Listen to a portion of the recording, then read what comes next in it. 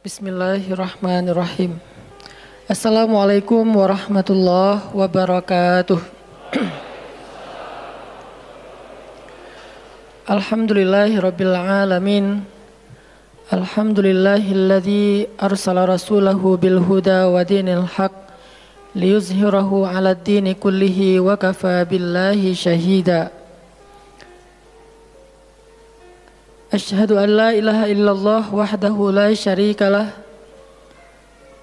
wa asyhadu anna Muhammadan abduhu wa rasuluhu la nabiyya ba'dah. Allahumma salli wa sallim wa barik ala sayyidina wa habibina wa nabiyyina Muhammad wa ala alihi wa sahbihi wa man tabi'ahu ila yaumiddin. Nahmadullaha ta'ala wa nashkuruhu la in syakartum la azidannakum wa la in kafartum inna azabi lasyadid. Qala Allah ta'ala fil Qur'anil Karim, a'udzu billahi minasy syaithanir rajim. Bismillahirrahmanirrahim.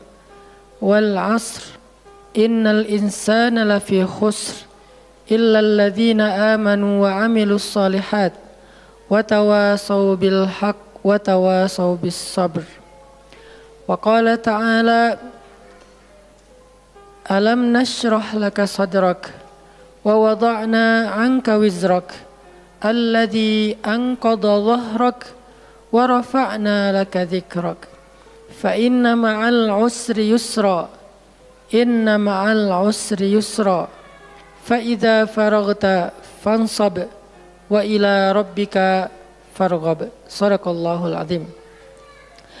Teman-teman semuanya, anak muda Kota Bandung, jamaah tetap sharing time atau sharing night Rabu malam yang dirahmati Allah Subhanahu wa taala. Semua orang di dalam kehidupan dunia itu pernah atau bahkan sering merasakan lelah. Karena dunia ini adalah tempat orang bermujahadah. Semuanya diraih dengan mujahadah. Gak ada yang didapatkan di dunia ini dengan cara yang mudah. Karena tabiat dari dunia itu adalah tempat bersusah payah. Fitrahnya dunia adalah tempat orang bercocok tanam, bukan memetik hasil. Yang namanya bercocok tanam, kalau kita melihat pada kehidupan para petani atau para pekerja di ladang, di sawah, di kebun, maka kita akan melihat akan melihat kelelahan, keletihan dan kesusah payahan yang luar biasa. Itulah tabiat dunia. Berbeda dengan tabiat di surga. Di surga itu semuanya akan didapatkan dengan cara yang mudah. Bahkan sebagian riwayat mengatakan seorang perempuan di surga apabila inginkan seorang anak, maka Allah Subhanahu wa taala akan memberikan anak kepadanya saat itu juga tanpa harus bersusah payah mengandung selama 9 bulan. Saat ini pengen punya anak dengan spesifikasi tertentu, maka saat ini juga dia akan diberikan anak bayi tanpa harus mengandung 9 bulan lamanya. Tanpa harus susah-susah menyusui. Allah akan datangkan untuk dia bayi yang dia sukai, kemudian Allah datangkan orang-orang yang akan, pelayan-pelayan yang akan merawat dan membesarkan bayi itu untuk dia. Karena di sana dia adalah seorang ratu yang tidak perlu lagi bersusah payah. Di surga itu ketika seseorang menginginkan makanan, maka Allah Subhanahu wa taala mendatangkan untuknya makanan dengan cara yang sangat mudah. Bahkan ketika dia menginginkan buah-buahan, maka pohon itu akan menunduk untuknya sehingga dia bisa memetik buahnya tanpa harus bangun dari tempat duduknya jika dia menginginkan itu. Tetapi kalau dia menginginkan sesuatu yang lebih, misalnya dia ingin berjalan-jalan di kebun-kebun di antara banyak kebun surga, lalu dia ingin merasakan memetik pohon sendiri sambil membawa keranjang-keranjang yang indah, maka Allah juga akan memperkenankan keinginannya. Kaifa yasha, sebagaimana yang dia inginkan. Berbeda dengan dunia. Di dunia, apapun yang kita inginkan itu harus melalui mujahadah, melalui ikhtiar. Bahkan ketika kita ingin menjadi orang yang sekedar tidur-tiduran pun, Allah Subhanahu wa taala mentakdirkan tidur pun lelah. Tidur aja capek. Duduk capek. Ada orang yang duduknya capek akhirnya dia berdiri. Ya. Ada orang yang capek berdiri akhirnya pengen duduk. Kapan duduknya capek pengen berdiri? Salah satu yang sering saya alamin itu kalau lagi naik pesawat. Apalagi pesawat penerbangan 9 jam, 10 jam itu pasti capek banget duduknya tuh. Sehingga kita menginginkan seandainya ada uang kita pengen duduk di kelas bisnis. Tapi karena nggak mampu membeli tiket yang 3 kali lipat lebih mahal di kelas bisnis, ya nggak apa-apa lah di kelas yang biasa ekonomi. Tapi ketika lelah 4 jam, 5 jam pesawat berjalan itu udah luar biasa lelahnya, akhirnya berdiri mondar-mandir di antara lorong pesawat. Artinya duduk aja capek. Nggak ngapa-ngapain, suruh duduk doang. Nggak seperti orang dulu yang berangkat haji atau umroh naik kapal, lewat darat, pas sampai di laut naik kapal dengan ontanya, dengan kudanya. Orang dulu mencari ilmu itu dengan mujahadah yang luar biasa, dengan naik onta berminggu-minggu. Ini naik pesawat cuma 9 jam, capek. Yang nggak ada guncangan, biasanya guncangannya cuma pas di awal sama pas mau landing doang. Di atas udah jarang ada guncangan karena dengan ketinggian tertentu dan pesawatnya besar. Tapi itu juga capek. Naik kereta coba. Dari Jawa ke Bandung misalnya. Sebutlah dari Semarang, dari Malang, dari Surabaya naik kereta 10 jam.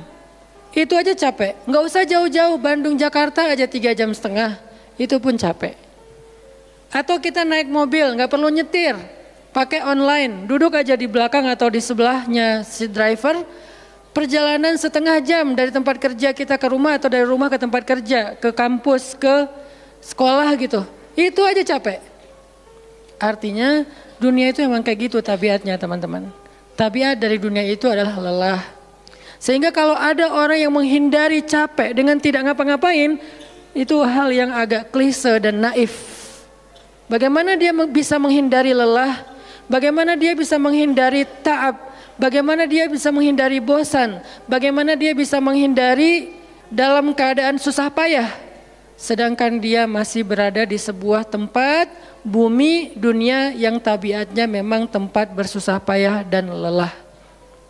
Satu-satunya cara menghindari lelah yang tidak perlu lagi bersusah payah itu hanyalah masuk surga. Tetapi kan itu tidak terjadi sekarang, kita harus meninggal dulu dan kita belum mau. Ada yang mau meninggal masuk surga sekarang? Kalau dijamin sih insya Allah ya, masalahnya nggak ada jaminan. Kalau para sahabat enak, mereka dapat jaminan. Surga Bilal, sebelum Bilal meninggal, Rasulullah udah bilang, Bima sabaktani ilal jannah ya Bilal. Dengan apa kamu mendahului aku ke surga wahai Bilal? Dengan wudu dan sholat syukur wudu. Begitu juga nanti ada sahabat lain yang dijamin masuk surga bighairi hisab wala azab. Salah satunya adalah Ukasyah. Kalau kita tidak ada jaminan apapun di akhirat kecuali berikhtiar dan bermujahadah untuk bisa mendapatkan kebaikan sebanyak mungkin di sisi Allah. Sehingga alangkah naifnya seseorang yang menghindar dari ta'ab wal ham wal gham. Dia berusaha menghindar dari lelah, menghindar dari susah payahnya kehidupan, menghindar dari beban-beban hidup. Itu nggak bisa dilakukan karena kita masih berada di dunia. Yang perlu kita sekarang coba pilih adalah kita mau lelah untuk hal yang sia-sia? Apakah kita mau lelah untuk hanya bersenda gurau? Apakah kita mau lelah hanya untuk hal yang tidak ngapa-ngapain? Atau justru lelah kita itu untuk sesuatu yang mudah-mudahan beribadah kepada Allah? Makanya disebut dengan lelahnya menjadi lillah. Karena dua-duanya lelah. Ada orang yang pergi ke masjid lelah. Capek pergi ke masjid.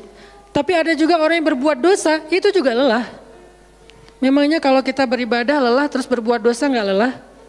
Banyak orang yang berbuat dosa lelah dan kita pernah merasakan kehidupan seperti itu. Sehari, 2 hari, sebulan, setahun, 2 tahun. Sampai kita benar-benar merasakan lelah banget dengan dosa. Di malam hari berbuat dosa, lelah, akhirnya tidur sepanjang siang. Di siang hari berbuat dosa, lelah, akhirnya tidur sepanjang malam. Lelah sama lelahnya. Antara orang yang beribadah dengan orang yang bermaksiat itu sama lelahnya. Bedanya apa? Yang satu, lelahnya akan diganjar, dibalas oleh Allah dengan kebaikan dunia dan akhirat. Yang satu lagi, lelahnya hanya akan disudahi dengan penyesalan. Sama-sama lelah. Bedanya, lelah yang pertama mungkin baru dirasakan hasilnya setelah itu. Lelah yang kedua seolah-olah bisa langsung dirasakan kesenangannya, tetapi kesudahannya adalah penyesalan. Makanya pada malam ini kita ingin merenungkan beberapa nasihat baik dari Al-Quran maupun hadis tentang bagaimana kita menjadi orang yang setiap hari tetap lelah, tetap banyak beban, tetapi beban itu mudah-mudahan menjadikan kita mendapatkan banyak kebaikan di sisi Allah. Makanya Nabi SAW bersabda dalam hadis riwayat Bukhari dan Muslim, "An-nasu ka'ibili mi'ah, la takadu tajidu fiha rahilatan." Manusia itu seperti 100 ekor onta. Manusia ka'ibili mi'ah, seperti 100 ekor onta. Yang harganya murah 50 juta, yang hidupnya untuk disembelih pada akhirnya nahar, disembelih. Onta itu kan kalau disembelih sambil dia berdiri ya. Kalau ayam, bebek disembelih sambil dipegangin atau diangkat. Kalau kambing dan sapi dibaringkan. Kalau onta disembelih itu sambil diberdirikan. Dia berdiri langsung disembelih. Itu onta. Artinya manusia ka'ibili mi'ah. Nabi itu menggambarkan onta karena onta ini punya banyak macam. Mungkin di Arab nggak ada ayam yang bermacam-macam. Akhirnya pakai bahasanya onta. Kalau di kita mungkin ada ayam potong, ada ayam kampung, dan segala macam. Ada ayam jago. Kalau bebek ada mentok, ada apa? Bebek yang biasa. Macam-macam kan. Di Arab mungkin nggak terlalu banyak variannya dan nggak terlalu akrab dengan kehidupan sehari-hari mereka. Yang akrab itu kambing, kuda, keledai, onta. Akhirnya Nabi mengatakan, "An-nasu ka'ibili mi'ah." Nabi seolah-olah mengambil sebuah perumpamaan. Dan perumpamaan ini bisa kita ganti dengan culture yang berbeda di setiap negara. Tetapi perumpamaan yang paling baik itu adalah onta. An-nasu ka'ibili mi'ah. Manusia itu seperti 100 ekor onta ibil. Onta potong.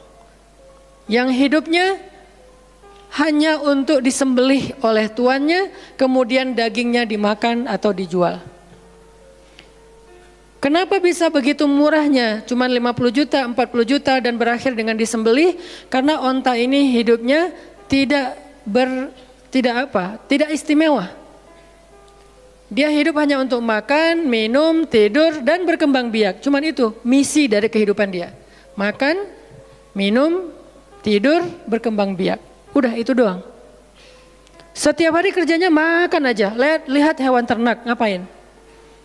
Merumput aja setiap hari. Nggak ada hewan ternak yang tiba-tiba dia lagi ngapain? Lagi sholat. Nggak ada. Hewan ternak misalnya lagi ngebantuin tetangga. Nggak ada.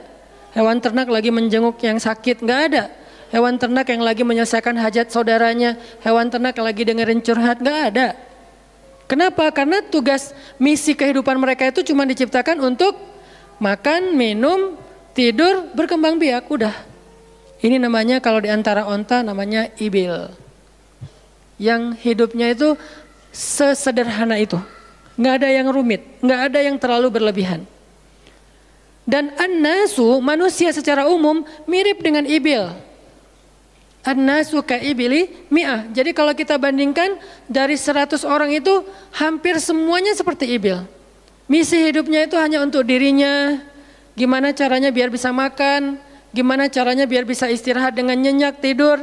Gimana caranya biar punya keluarga berkembang biak, punya keturunan. Dan kemudian dengan keluarganya dia punya family time. Kapan liburan, makan di rumah, jalan segala macam. Cuman itu misi dari kehidupannya. Sehingga Nabi menyebut mereka yang misi kehidupannya hanya dirinya dan keluarganya. Ka'ibili mi'ah, seperti 100 ekor onta. Kurang istimewa. Orang yang hidupnya hanya untuk dirinya dan keluarganya itu kurang istimewa. Sehingga disebut dengan ibili mi'ah, 100 ekor onta. Tapi enggak hina, tidak rendah, tidak mungkin melenceng, sesat segala macam, enggak. Dia tetap tidak haram, tidak najis. Nabi tidak mengumpamakan manusia seperti seekor anjing, seperti seekor babi, enggak. Karena itu najis, haram dan seterusnya. Onta, makhluk yang hewan yang baik, cuman tidak istimewa. Di sini tidak ada judgement. Nabi itu orang yang nggak suka menjudge. Nabi nggak mengatakan manusia ini semuanya misalnya dengan kalimat celaan, keledai, enggak. Manusia ini misalnya hewan yang najis, enggak. Nabi mengatakan an-nasu ka'ibili mi'ah, manusia itu seperti 100 ekor onta. La takadu tajidu fiha rahilatan. Hampir-hampir di dalam 100 ekor onta itu kamu nggak mendapati satu pun onta yang dikenal dengan nama rohilatan. Rohilah itu dari kata rihlah. Rihlah itu udah jadi bahasa Indonesia, rihlah. Kemudian di Inggris-Inggriskan jadi traveling, trip, segala macam. Rohilah dari kata rihlah. Apa itu rohilah? Onta yang bertugas untuk membawa beban tuannya dalam perjalanan panjang, baik itu berdagang maupun berperang. Dia punya misi lain selain makan, minum, berkembang biak, terus dipotong. Enggak, misinya lebih keren. Apa? Membawa beban. Membawa beban tuannya. Itulah rohilah. Sehingga punggungnya adalah punggung yang berkah, karena di atas punggung itu ditaruhkan beban terus menerus oleh tuannya. Berangkat bebannya apa, pulangnya beban apa. Karena orang dulu kalau berangkat berniaga, berdagang ke luar negeri, itu tuh bukan berangkat bawa beban, pulang nggak bawa apa-apa karena udah diuangkan, enggak. Mereka barter konsep perdagangannya. Kalau berangkatnya bawa kain, pulangnya nanti bawa karpet. Berangkatnya bawa gandum, pulangnya nanti bawa sutra misalnya. Tetap aja ada beban karena mereka berangkat jual misalnya ke Syam, dari Mekah ke Damaskus. Nanti pulangnya dari Damaskus ke Mekah bawa lagi barang-barang Damaskus yang bisa dijual di Mekah. Pas berangkat bawa barang Mekah yang bisa dijual di Damaskus, pas pulang membawa barang Damaskus yang bisa dijual di Mekah. Li'ila fi Quraisy إلافهم رحلة الشتاء والصيف. Rihlah syita'i wassaif. Mereka melakukan rihlah pada musim dingin dan musim panas. Itulah ilafu Quraisy, kebiasaan orang-orang Quraisy. Ilafu Quraisy, kebiasaan tradisi orang Quraisy. Apa tradisinya? Berdagang di musim dingin dan di musim panas. Barang dagangannya beda-beda. Kalau musim dingin yang dibawa itu bahan-bahan jaket. Bahan-bahan untuk menghangatkan tubuh. Bahan-bahan yang kalaupun dia bawa makanan yang biasa dimakan di musim dingin yang menghangatkan tubuh. Kayak misalnya jenis bubur di Arab itu ada namanya adas. Dan itu disebutkan di dalam Al-Quran, di Al-Baqarah. Wa adasiha wa basaliha, ada adas, ada bawang. Adas itu salah satu makanan kesukaan orang Arab di musim dingin. Karena kalau makan adas kayak bubur gitu, dia badannya menjadi hangat. Jadi kayak menghangatkan tubuh gitu. Artinya syita'i was-saif, di musim dingin dan di musim panas, dua-duanya ada barang yang didagangkan. Dan itu adalah ilafu Quraisy, kebiasaan tradisi orang-orang Quraisy. Rihlah. Siapa yang akan dibawa rihlah? Apa yang akan membawa barang dagangan mereka ketika rihlah? Namanya onta rohilah. Onta yang mengangkut beban barang tuannya. Rohilatan. Sehingga onta ini adalah onta yang lebih kuat fisiknya. Onta ini onta yang lebih tangguh perjalanan walaupun mengalami badai. Onta ini onta yang lebih kuat ingatannya sehingga dia menghafal jalan yang dilaluinya. Walaupun terjadi badai dia nggak tersesat. Jarang onta rohilah tersesat. Biasanya yang tersesat itu ibil. Ibil kalau ditaruh di tengah padang pasir, terjadi badai, terus bekas jalannya ketutup dengan pasir, dia bingung. Itu ibil. Sehingga kalau kita baca cerita-cerita tentang orang yang tersesat di padang pasir, rata-rata istilahnya kalau enggak jamal ya ibil. Kalaupun ada onta rohilah yang tersesat berarti badainya parah banget. Kalau ada hadis onta rohilah tersesat berarti badainya parah banget. Artinya rohilah ini ingatannya kuat. Dia kalau lewat satu jalan, setahun kemudian lewat lagi dia masih hafal. Itu rohilatan. Dalam teknologi sekarang kita nyebutnya dengan map. Ada banyak platform aplikasi map digital yang membuat kita bisa menghafal jalan. Dan diupdate terus, jalan ini sekarang macet segala macam. Rohilatan punya kemampuan membaca jalan walaupun mungkin berbeda dengan teknologi sekarang. Itu namanya rohilatan. Ini kata Nabi, la takadu tajidu fiha rohilatan. Manusia itu seperti 100 ekor onta. Dan di antara 100 ekor onta itu atau 100 orang itu, hampir kamu tidak mendapati satupun yang bernama rohilatan, yang mampu mengangkat beban lebih. Sehingga di sini Nabi SAW seolah-olah mengajarkan kita, memotivasi kita agar belajar menjadi rohilah. Manusia itu baru istimewa kalau dia menjadi rohilah, kalau dia mengangkut banyak beban, kalau dia menjadi orang yang paling banyak bermanfaat untuk orang lain. Makanya muncullah hadis, khairun nas anfa'uhum linnas, inna ahabban nasi ilallah anfa'uhum linnas. Dua riwayat hadis yang berbeda. Sebaik-baik manusia, kalau dalam analogi yang pertama, sebaik-baik onta adalah rohilatan. Bukan ibil, bukan nakoh, bukan jamal. Sebaik-baik onta rohilatan. Kenapa kok rohilatan? Karena dia yang paling bermanfaat. Soalnya dia yang paling banyak mengangkut beban. Sehingga dengan analogi tentang onta rohilah, kita menerjemahkan hadis khairun nas, sebaik-baik manusia dengan istilah khair. Arti khair itu memberi lebih, arti khair itu bermanfaat. Khairun nas anfa'uhum linnas, sebaik-baik manusia yang paling bermanfaat untuk orang lain.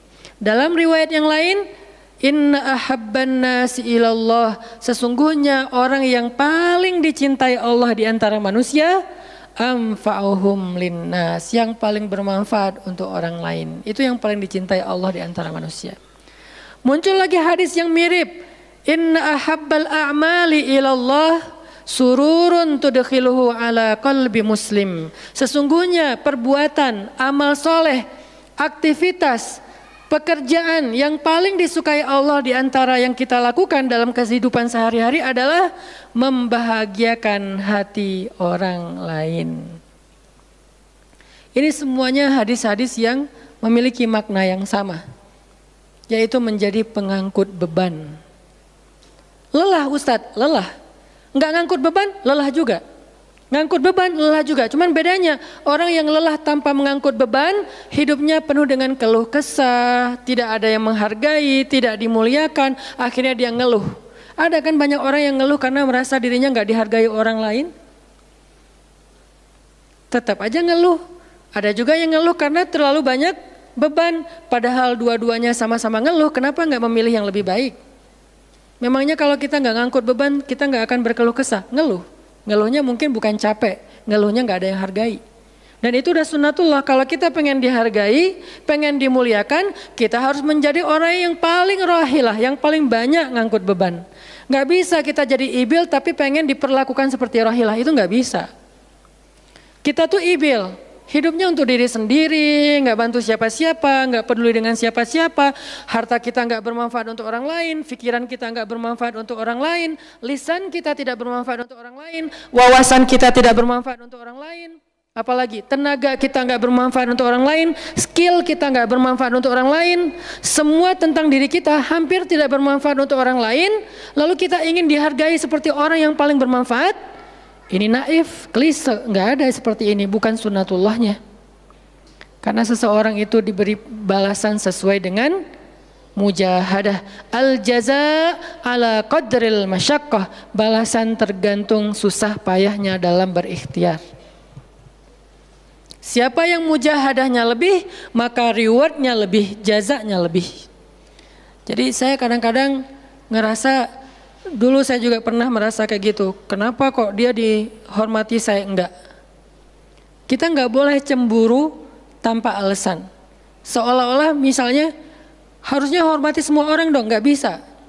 Itu udah fitrah manusia dan sunatullah dalam kehidupan di dunia. Kalau kita pengen dihormati orang, kita harus menjadi rohilah. Kalau kita pengen dihargai orang, kita harus jadi rohilah. Nggak bisa kita berharap dihargai oleh pasangan kita atau calon pasangan kita, tapi kita nggak punya tanggung jawab. Nggak bisa. Kalau teman-teman pengen dihargai oleh pasangan halalnya, teman-teman harus mengangkat tanggung jawab yang lebih berat daripada dia. Kalau dia yang capek kita leyeh-leyeh aja di rumah, tapi kita minta dihargai, saya kan suami. Suami itu bukan status, suami itu peran. Ada orang dia jenis kelaminnya perempuan, tapi dia suami. Kenapa? Karena dia mengambil peran laki-laki. Dan itu saya melihat banyak perempuan seperti ini, hebat. Dan memalukan bagi suaminya. Di beberapa tempat saya melihat suaminya di pagi hari nggak kerja, cuma nongkrong-nongkrong aja di warung. Ngopi juga itu ada uangnya, giliran untuk nafkah keluarga dia nggak punya uang, untuk ngopi, untuk rokok dia punya uang.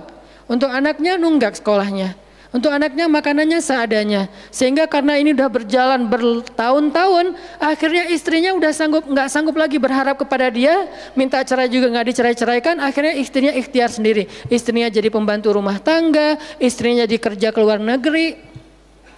Saya beberapa kali ke Hong Kong, hampir tiap 4 bulan sekali ke Hong Kong, dan selalu mendengar cerita teman-teman di Hong Kong, para pejuang-pejuang di Hong Kong itu kan 99%-nya perempuan ya. Hong Kong itu 99% lebih perempuan. Beda kan sama Taiwan, Korea itu laki-laki dan perempuan agak imbang lah. Tapi kalau Hong Kong itu bisa dibilang dari 100 pekerja 99 orangnya bahkan lebih adalah perempuan. Dan semua mereka punya masalah yang hampir sama di negerinya, di kampungnya. Masalahnya mereka terpaksa untuk berangkat ke luar negeri karena ada yang demi membiayai sekolah anak-anaknya, single parent. Kemana suaminya? Suaminya pergi dan tidak bertanggung jawab. Atau suaminya ada tapi tidak mampu mencari nafkah. Terpaksa dia kerja ke luar negeri dengan segala macam resiko. Dan banyak banget kasus di Hong Kong. Siapa juga yang mau jauh-jauh dari keluarganya, apalagi punya anak masih kecil ya. Kemarin kita baru dengar cerita seorang anak yang harus merawat ayahnya yang sakit kanker gara-gara di rumahnya nggak ada siapa-siapa, ibunya berjuang di luar negeri. Kenapa? Karena suaminya sakit. Kalau ini masih bisa kita pahami lah. Tapi kemana pamannya misalnya? Kemana misalnya kakaknya, nggak tahu punya kakak atau gimana, nggak tahu kondisi pamannya. Yang jelas bahwa ternyata kita itu dihargai itu bukan karena kita berstatus suami. Kita dihargai karena kita berperan sebagai suami, bukan berstatus sebagai suami. Kalau suami pengen dihargai, ambillah peran suami. Laki-laki pengen dihargai, ambillah peran laki-laki. Apa peran laki-laki? Tanggung jawab. Ambil sebanyak mungkin. Kalau kita udah menikah, tanggung jawab kita itu kalau mau lebih, jangan cuma istri. Ambil keluarga istri untuk kita ambil tanggung jawabnya. Adiknya istri, mungkin keluarga istri kita nggak mampu, adiknya kita sekolahin. Mertua sakit, kita biayain. Nanti siapa lagi? Keluarga besarnya ada masalah, kita biayain, kita hutangin. Kalau misalnya kita nggak sanggup memberikan hadiah atau sedekah, ambil amanah, tanggung jawab itu ambil semampu kita. Itulah contoh Rasulullah SAW. Makanya Nabi ketika sudah menikah dengan Khadijah, yang tinggal di rumah Nabi itu bukan cuma anak kandung beliau. Ada anak angkatnya Zaid bin Harithah. Ada sepupunya Ali bin Abi Thalib. Ada banyak lagi keluarga besar Khadijah yang tinggal bersama Nabi. Sehingga rumah Nabi itu adalah rumah yang banyak sekali orang-orang yang ditampung oleh beliau. Itu yang disebut dengan anfa'uhum linnas. Ambil tanggung jawab yang besar. Sehingga Khadijah tuh respect banget sama sosok Nabi Muhammad. Bahkan sebelum Nabi dapat wahyu, sehingga gak disebut Nabi, respect sama sosok seorang Muhammad. Apalagi setelah beliau dapat wahyu, beban beliau bukan lagi keluarganya sekarang, beban beliau adalah umatnya. Yang diurus oleh Nabi bukan lagi keluarga sekarang setelah dapat wahyu, umat. Dan umat di sini lintas nasionalisme. Ada yang datang dari Persia, namanya Salman Al-Farisi. Ada yang datang dari Romawi, namanya Suhaib Ar-Rumi. Ada banyak sahabat-sahabat yang lintas kabilah, bukan hanya orang Quraisy. Ada yang datang dari Yaman, termasuk Sumayyah dengan Yasir, keluarga yang pertama syahid dalam Islam. Ini dari Yaman. Kemudian pindah lagi ke Madinah yang bukan orang-orang Quraisy. Di sana ada Bani Mudhar, dari kabilah Aus dan Khazraj. Nanti berkembang lagi sampai ke Asia, Eropa dan seterusnya. Inilah bebannya Rasulullah sallallahu alaihi wasallam. Sehingga Allah menyebutnya dengan istilah rahmatan lil alamin. Rahmah. Tahu arti rahmah? Rahmah itu kasih sayang. Maksud kasih sayang, memberi sayang. Kasih sayang, bukan minta disayangi. Jadi kalau kita mau berkasih sayang, ya kasih sayangnya. Jangan sayangi saya dong. Itu bukan kasih sayang, namanya terima sayang. Bukan kasih sayang, terima sayang. Minta sayang. Itu namanya bukan rahmah, bukan mawaddah. Yang namanya rahmah, kasih sayangnya. Kalau kita nggak punya sayang, berarti kita nggak punya rahmah. Apa bentuk sayang kita? Perhatian. Apa bentuk sayang kita? Perasaan. Apa bentuk sayang kita? Dengan harta. Itu sayangnya. Dan Nabi, wa ma arsalnaka illa rahmatan lil alamin. Tidaklah kami mengutus engkau Muhammad kecuali untuk menjadi kasih sayang kepada alamin. Arti rahmah dalam tafsiran yang lebih luas, menyelesaikan hajat manusia seluruh alam. Seluruh alam. Itulah kenapa Nabi Muhammad menjadi orang yang paling mulia. Karena yang diambil bebannya itu bukan satu keluarga Khadijah. Bebannya itu bukan satu kota Makkah. Bebannya itu bukan cuma orang Arab. Alamin. Sehingga Allah mengatakan, wa rafa'na laka dzikrak. Kami angkat engkau menjadi manusia yang paling mulia. Karena beban yang diambilnya paling berat. Apa beban Nabi? Apakah cuma ceramah? Enggak cuma ceramah. Kalau cuma ceramah gampang. Saya pernah menjadi penceramah dan saya pernah menjadi programmer dalam dakwah. 8 tahun saya ceramah di Bandung. Gampang banget. Dan kalau mau nyaman jadi ustadz, mending saya jadi penceramah aja. Gampang banget. Diundang-undang, Ustadz mau dijemput? Ya jemput dong, jemput. Ya, Ustadz kan dijemput, jarang kita jalan sendiri, seringnya dijemput. Dan karena dia pengen memuliakan kita, dia cari di tempat itu siapa yang punya mobil paling bagus untuk menjemput Ustadz. Kalau di kampung, cari siapa yang punya mobil baru, yang tahun misalnya 2018 lah, kalau nggak ada 2019, saya punya, ya udah pinjam ya untuk jemput Ustadz. Oh boleh, saya senang, jemput. Kalau perlu yang punya mobilnya sekaligus jadi supirnya, jemput Ustadz. Enak jadi penceramah. Jemput, tunggu di depan rumah, nggak langsung ketok. Kenapa? Nggak enak mau ngetok, biar Ustadznya santai aja. Ustadznya keluar, dibukain pintu. Terserah mau duduk di depan, duduk di tengah.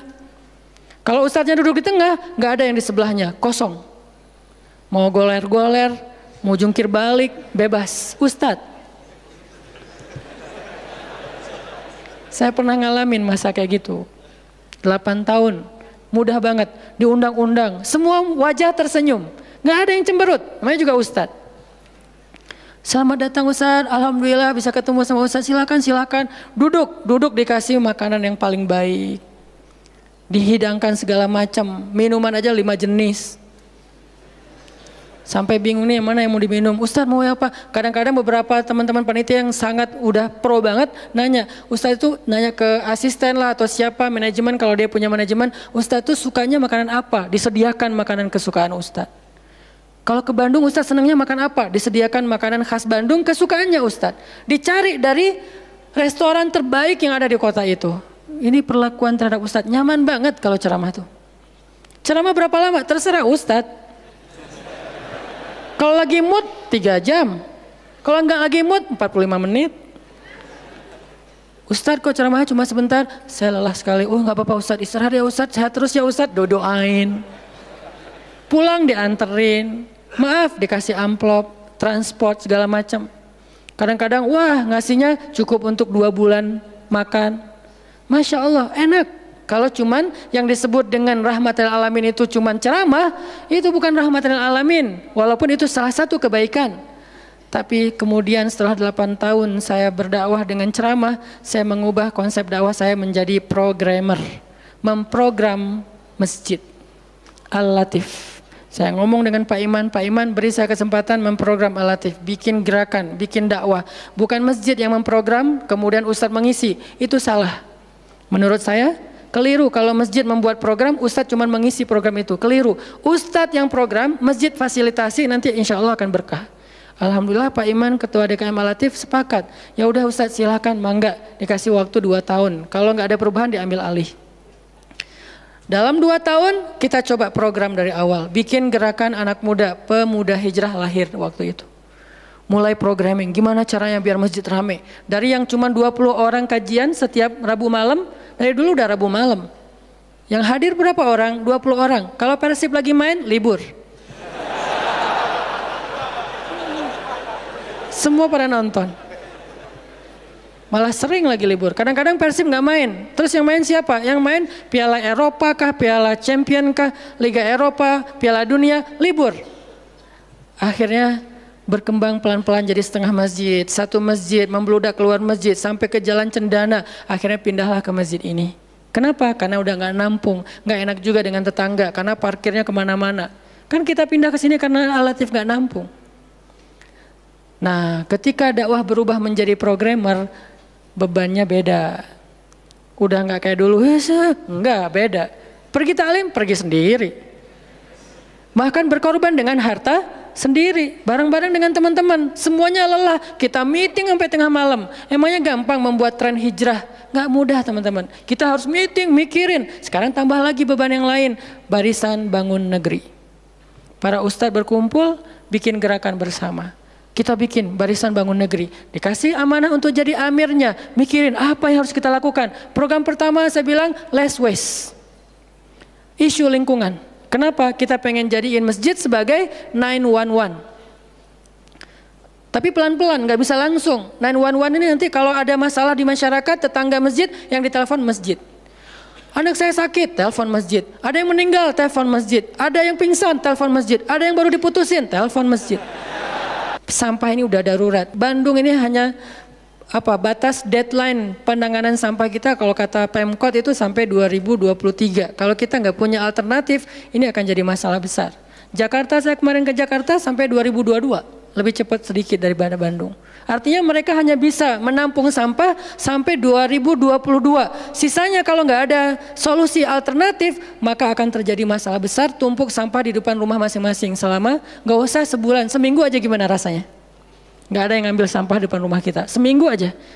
Petugas sampah nggak ngambil sampah di depan kos-kosan, di depan rumah. Sehari telat aja itu udah nggak enak, apalagi seminggu, sebulan, setahun, jadi gimana? 2022, kota-kota besar rata-rata terancam dengan bom waktunya sampah. Kita angkat less waste supaya masjid menjadi salah satu media komunikasi antara Pemprov, Pemkot, pemerintah kepada publik. Kenapa? Soalnya trust publik kepada masjid itu bagus. RT RW bikin program pungut sampah edukasi dan campaign tentang sampah, yang datang sedikit. Kalau RT RW bikin program hari Minggu yuk kita bikin gerakan pungut sampah, sedikit yang datang. Tapi masjid bikin taklim, yang datang ribuan, apalagi 2-3 tahun terakhir alhamdulillah luar biasa. Sehingga masjid punya potensi untuk mengkomunikasikan masalah ini kepada publik. Saya ajaklah teman-teman, yuk kita bikin isu sampah dimulai dari masjid. Jalan 2 Bandung, Bintaro udah jalan. Next mau kita jalankan di Jogja, di Malang dan di Pontianak. Seluruh masjid di Indonesia. Programming, mikir, harus ketemu dengan beberapa orang. Dan habis waktu saya dalam beberapa tahun terakhir bukan untuk dakwah tablik, makanya udah jarang ceramah. Teman-teman kalau ngelihat ceramah Hanan Attaqi di Bandung cuma sekali seminggu, itu juga kalau nggak libur ya. Kajian Rabu malam. Ustaz Hanan selain Rabu malam ngapain sih? Ustaz kosong nggak? Kosong, saya bilang. Kenapa nggak mau ngisi jadwal? Kosong dari taklim tapi nggak kosong dari aktivitas. Sehari meeting bisa 5 kali. Dulu saya pernah yang kalau bahasa teman-teman tuh ngeprank jamaah, bukan ngeprank sebetulnya. Katanya Ustaz nggak datang, tiba-tiba datang kan? Itu tuh meeting 5 kali sehari, dari pagi, siang, sore, menjelang maghrib, baru beres isya. Meeting dengan siapa aja Ustaz? Banyak hal yang harus kita bereskan untuk bisa memunculkan satu program kecil. Akhirnya beres isya, saya bilang masih ada jamaah enggak? Sebagian udah pulang Ustaz, tapi yang lain masih pada nunggu, kasihan. Ya udah saya jalan aja ke sini naik motor, sampai di sini isya baru ngisi kajian. Artinya ternyata bebannya beda. Tapi rohilatan, itu yang disebut dengan dakwahnya Nabi. Saya baru mengambil sebagian kecil dari Banyak varian dari dan instrumen dakwah Nabi itu cuma sebagian kecil, memprogram, baru masjid. Nabi itu alamin loh. Gimana mengubah kota Mekah yang dulunya kemusyrikan merajalela, perzinahan merajalela, kemudian anak perempuan dibunuh karena dianggap membawa sial, riba luar biasa, banyak yang dibunuh gara-gara gak mampu membayar hutang, dan perbudakan, dan banyak lagi masalah sosial. Bukan hanya masalah akidah dan ibadah. Akidah dan ibadah itu adalah inti masalahnya, kemudian merembet ke masalah sosial, biasanya kayak gitu. Kalau akidahnya melenceng, biasanya sosialnya rusak. Walaupun gak selalu kayak gitu juga sih. Karena ada di beberapa negara yang akidahnya mereka syirik, tapi sosialnya bagus. Walaupun ada problem sosial lain yang mungkin gak perlu dibahas di sini. Yang jelas awalnya berawal dari kemusyrikan, kemudian berkembang menjadi masalah ekonomi, sosial, dan seterusnya. Nabi menyelesaikan masalah kota Mekah. Gimana caranya? Mekah yang tadinya kota yang jahiliyah menjadi kota Islamiyah, kota yang Rabbaniyah, kota yang penuh dengan kebaikan. Madinah yang tadinya kota yang penuh dengan sampah, Yathrib berubah menjadi kota Munawwarah. Sekarang udah nyampah lagi. Di zaman Nabi itu benar-benar Madinah Munawwarah. Sekarang mungkin nggak sebagus di zaman Nabi, cuman bangunannya doang yang megah, tapi secara lingkungan, secara sosial nggak sebaik zaman dulu lah. Kalau bangunan itu kan bukan indikasi peradaban ya. Karena kita pernah mengalami masa peradaban Islam yang keren, nggak ada tuh bangunan pencakar langit seperti Dubai. Kita di Dubai bangunan pencakar langit, tetapi secara peradaban ada masalah di Dubai, terutama masalah sosial. Di Arab Saudi masalah lingkungannya luar biasa, salah satu penghasil sampah 10 besar di dunia. Kalau untuk masalah sampah organik termasuk 5 besar di dunia. Artinya makan sering dibuang-buang. Makanya sampah organiknya paling banyak, waste-nya paling banyak.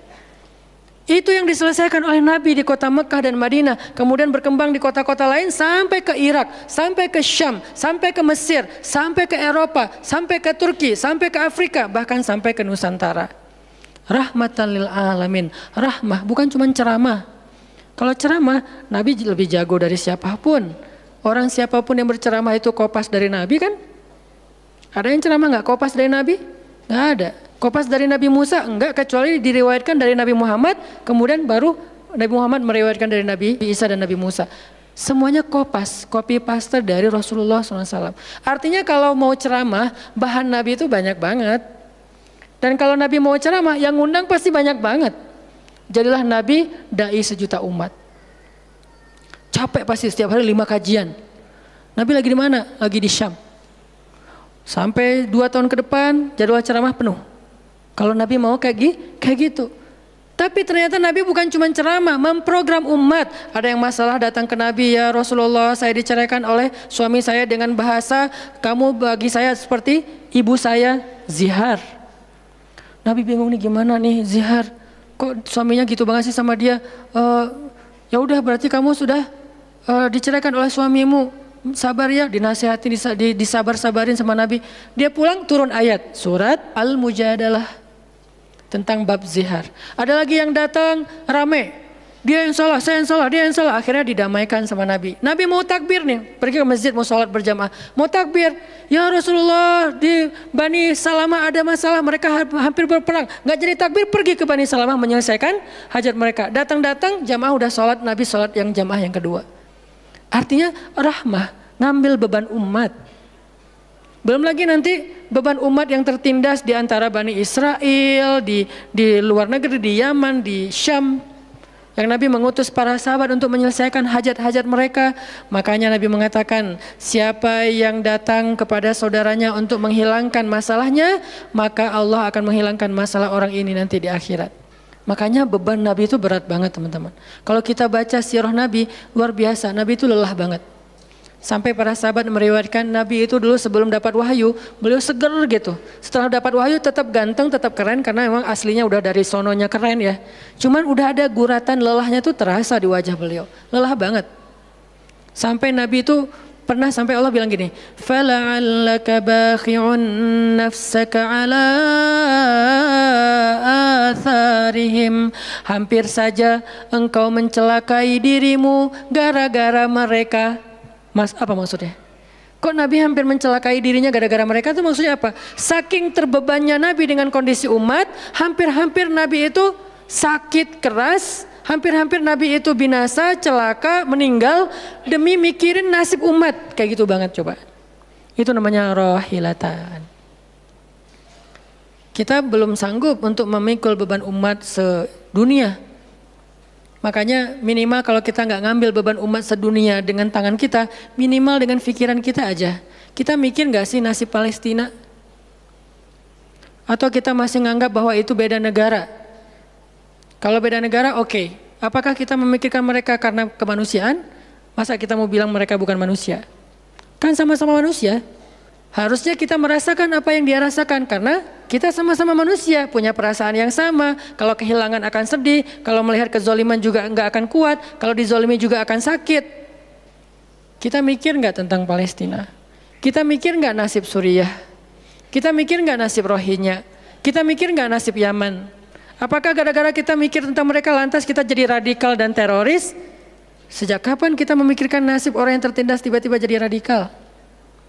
Apakah orang yang tidak memikirkan orang lain hanya dirinya sendiri berarti orang yang baik? Justru makin banyak kita mikirin nasib mereka, kita makin rohilatan walaupun belum sanggup menyelesaikan hajat mereka, mikir doang. Dengan kita lihat postingan yang terakhir di Idlib, bagaimana anak bayi kehilangan kakinya gara-gara kena bom dari tentara Rusia. Kita belum sanggup ngasih solusi sebagai pribadi maupun sebagai bangsa, belum sanggup. Pertama jaraknya jauh, kedua memang kita juga belum punya kemampuan untuk itu. Tapi kita berharap suatu saat Indonesia ini harus sanggup menyelesaikan masalah dunia. Kenapa? Kita ini punya potensi peradaban, bangsa yang besar. Masa kita mau jadi kerdil terus ngikutin bangsa lain? Kita ini bangsa besar, umat Islam terbesar di dunia. Dan orang Indonesia itu pinter-pinter, profesornya banyak, saintisnya banyak, orang kayanya banyak, keren Indonesia nih. Kenapa Indonesia yang keren kayak gini cuma ngurus diri sendiri aja nggak bisa? Harusnya ngurus dunia bukan ngurus diri sendiri. Itulah Islam yang sebenarnya. Kita ngurus Rohingya, gimana caranya Rohingya punya tempat tinggal? Kita urus Suriah, kita urus Palestina. Lalu apakah kita memikirkan tetangga kita? Teman-teman lihat deh, salah satu yang mungkin proyek kecil lah. Ini yang karena yang saya tahu, karena istri sendiri yang ngerjain. Lihat rumah teduh sahabat Iin. Setiap harinya ada yang meninggal dengan kanker ovarium yang gede banget, ada yang kanker yang dulu yang saya bawa Ustaz Abdul Somad keliling di Bandung tuh, seorang anak muda yang udah meninggal, seminggu setelah Ustaz Abdul Somad mengunjungi dia, Rian namanya, meninggal dunia. Alhamdulillah dia sempat ketemu dengan Ustaz Abdul Somad, sempat dinasehati, mudah-mudahan di akhir hayatnya dia setelah dapat nasihat dari UAS, dia jadi sabar, jadi balik lagi ke Allah sehingga husnul khatimah. Datang kita ketemu dengan Rian, habis ininya. Gara-gara apa? Gara-gara pernah kecelakaan di laut, terus jadi kayak kanker kulit, luar biasa.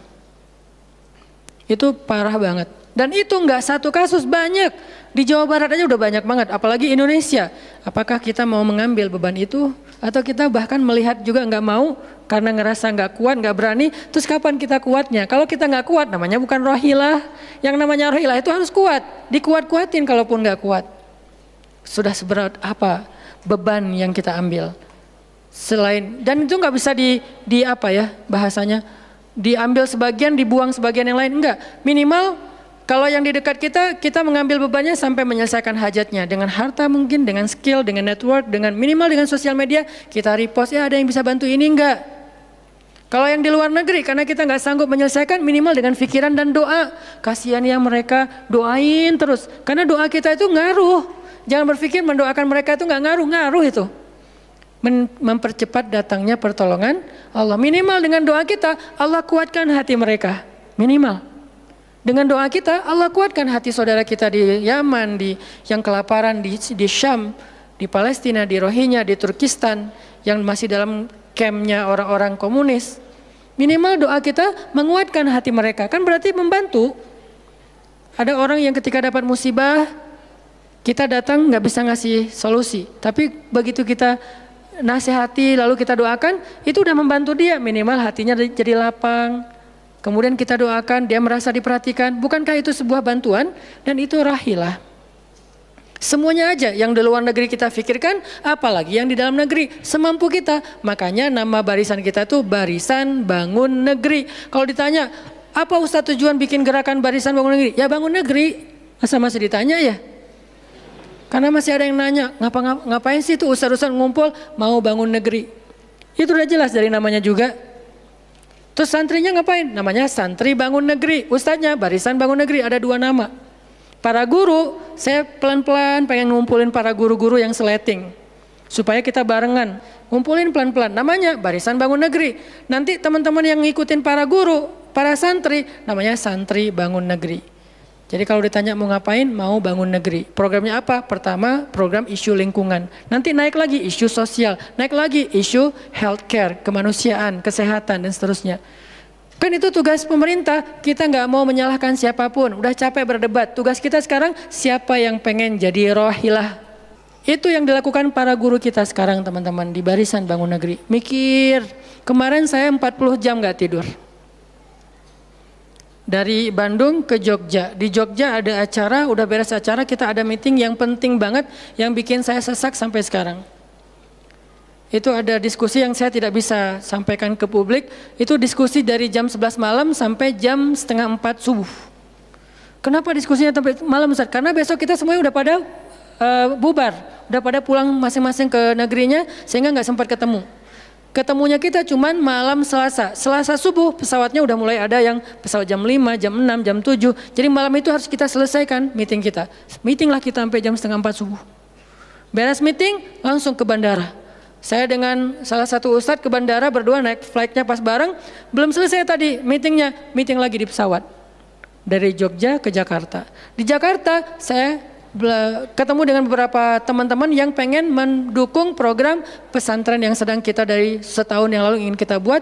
Tapi juga belum cukup untuk membebaskan lahan. Karena kita butuh 15 M membebaskan lahan. Alhamdulillah udah terkumpul sekitar 2 M. Masih jauh dari target. Baru membebaskan lahan. Belum membangun. Akhirnya bahasa istri saya ngamen di Jakarta dari pagi, siang, sore, malam. Malam pulang. Di kereta juga diskusi lagi sama istri karena ada beberapa program yang harus kita bereskan. Sampai rumah jam 12 malam. Jadi 1 hari setengah. Hampir 2 kali 24 jam. Baru istirahat. Itu kalau programming. Beda dengan ceramah. Diundang ke Jogja. Ustadz ceramahnya di Jogja. Oke, jam berapa? Isya. Ya udah saya datangnya maghrib. Terbang jam 5 sampai di sana maghrib. Ceramah, beres ceramah saya tidur. Gampang kan? Beres ceramah jam 11 malam balik ke hotel. Dipesankan hotel sama panitia. Hotelnya mau yang gimana Ustadz? Terserah, yang dekat-dekat aja biar nggak capek di jalan. Oh ya Ustadz, dikasih hotel biasanya yang enak, yang deluxe. Masuk ke hotel, mandi air hangat. Ya. Beres mandi air hangat, pesan makanan online. Karena tadi belum makan, misalnya kalau telat makan juga, pesan datang ke kamar. Kadang-kadang saya cuma pesan 1 jenis, mereka pesan 3 jenis. Saya belum makan, lapar, boleh nggak pesan sate? Oh boleh Ustaz. Datang sate, datang mie godok, datang apa, banyak. Semuanya ditaruh di depan kamar. Ustadz, ini udah ada makanannya. Masya Allah makanannya banyak gini. Kalau cuma ceramah, habis makan jam 12, tidur. Bangun sholat subuh, beres subuh, olahraga. Ya, karena di hotel treadmill. Beres treadmill, berenang. Beres berenang, breakfast. Beres breakfast, terbang ke Bandung. Kan enak ya? Kalau cuman ceramah. Jadi kerjanya cuman 1,5 jam pas ceramah. Itu juga santai. Namanya juga ceramah gampang. Tapi kalau programming, buat program kayak tadi ceritanya, meeting nggak beres-beres. Sampai enak dengan meeting. Kopi entah berapa gelas. Ada yang digulaan, ada yang nggak digulaan. Ada yang pakai susu, ada yang nggak pakai susu. Sampai diistilahkan yang nggak pakai susu kopi akhi, yang pakai susu kopi ukhti. Semua jenis kopi. Artinya rohilatan. Ternyata memang benar kata Nabi, manusia itu seperti 100 onta, sedikit yang rohilatan. Makanya sekarang kita mau milih mau jadi rohilatan atau mau jadi 100 onta. Dimulai dari hal yang kecil. Saya ngajak teman-teman, yuk kita jadi rohilah, kita angkat beban negeri kita, beban bangsa kita. Saya pengen banget masjid itu jadi kayak rumah teduh. Sekarang yang menjalankan pasien kanker kurang mampu se-Jawa Barat, salah satunya rumah teduh itu. Yang sekarang ada 15 rumah dengan sekitar 300 pasien. Yang setiap kali operasi itu 40 juta. Karena kalau pakai BPJS antrinya setahun. Sehingga harus pakai jalur normal. Dan beberapa di antara mereka belum sanggup untuk membayar cicilan BPJS sehingga nunggak nggak bisa pakai. Kita selesaikan. Harusnya itu dilakukannya oleh masjid. Kenapa? Karena potensi zakat, infak, sedekah, kenceleng masjid gede. Jangan cuma dipakai buat renov. Jangan cuma dipakai buat pengumuman hari Jumat. Kenceleng minggu ini 300 juta. 300 juta di sebelah masjid ada orang lapar. Berarti ngapain 300 juta teh? Harusnya 300 juta itu kenceleng minggu ini. Harusnya 300 juta. Tapi tinggal 10 juta. Kenapa? Beban umat diangkat semua sama masjid. Itu cita-cita kita, pengennya masjid itu menjadi, makanya ada hashtag masjid peradaban. Apa masjid peradaban? Masjid rohilah, masjid yang mengangkat beban umat, bukan cuma membuat program jihad, pengajian hari Ahad. Udah lewat lah masa kayak gitu-gitu, udah nggak keren. Nih saya tantang masjid-masjid yang ada di Indonesia, jangan hanya fokus dengan taklim. Taklim itu udah banyak dan mudah melakukannya, kurang challenging. Coba masjid mikirin masalah sekitarnya, satu masjid mikirin satu RW kalau masjidnya kecil. Kalau masjidnya masjid kecamatan, mikirin satu kecamatan. Kalau udah beres dengan kecamatannya, nggak ada lagi masalah, pergi ke kecamatan sebelah. Kolaborasi dengan masjid kecamatan sebelah, yuk selesaikan masalahnya. Bisa banget kalau masjid mau. Tapi serahkan programnya ke ustadz yang ngerti harokah, yang ngerti pergerakan. Dan sekarang udah banyak ustadz yang ngerti pergerakan. Baru kita akan melihat Indonesia yang luar biasa. Terus apa yang bisa kami lakukan Ustadz? Yuk bareng-bareng dengan saya, dengan pemuda hijrah, dengan para guru barisan bangun negeri, kita bangun deh Indonesia semampu kita. Dengan apa? Dengan skill kita masing-masing. Dengan potensi kita masing-masing. Ada yang punya harta dengan hartanya. Ada yang punya kemampuan skillnya dengan skillnya. Saya udah berkali-kali menjelaskan, skill itu untuk dakwah penting, bukan hanya penceramah. Nah, mau nggak nih teman-teman? Yuk kita bangun Indonesia. Sekarang kita mikirin apa yang bisa kita lakukan untuk Indonesia, masing-masing dengan potensi kita. Karena kita anak masjid, anak masjid. Karena kita banyak sering ke masjid, ya udah kita bangun Indonesia dengan cara masjid. Dan ternyata cara masjid itu bukan cuma Allahu Akbar dan Subhanallah, salam, enggak. Yang dibicarain di masjid itu bukan cuma juz-juz Al-Quran, tapi masalah umat. Karena Nabi membicarakan masalah umat itu di Masjid Nabawi. Yang kita pengen ke sana, berharap banget bisa umroh. Apakah di Masjid Nabawi itu cuma ada raudhah kemudian orang berdoa, egois banget pengen masuk surga sendiri? Enggak. Di raudhah itu Nabi dengan Jibril bicara tentang umat. Gimana caranya umat ini selesai masalah mereka. Sampai ke penjuru dunia. Yang terjajah dibebaskan dari penjajahan. Yang terzolimi dibebaskan dari kezoliman. Itu namanya rahilah. Saya yakin di sini banyak potensi dan skill yang keren-keren. Coba berikan skillnya untuk dakwah, dedikasikan skillnya untuk agama. Yang kalau kita dedikasikan untuk agama, insya Allah untuk bangsa dan negara udah pasti. Karena agama kita itu bukan agama ritual. Agama kita ini adalah agama kehidupan.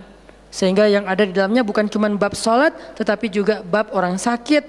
Dan kita tahu banyak hadis tentang itu, bab lingkungan, dan kita mulai tahu hadis-hadis tentang itu. Yuk kita dedikasikan skill kita, potensi kita, harta kita untuk agama Allah, kita angkat beban umat bareng-bareng. Karena kalau saya ngangkat sendiri, saya paling-paling ngangkat sanggupnya itu 100 kilo, itu juga udah ngos-ngosan. Tapi kalau kita ngangkat bareng-bareng, bisa bertonton beban umat kita angkat.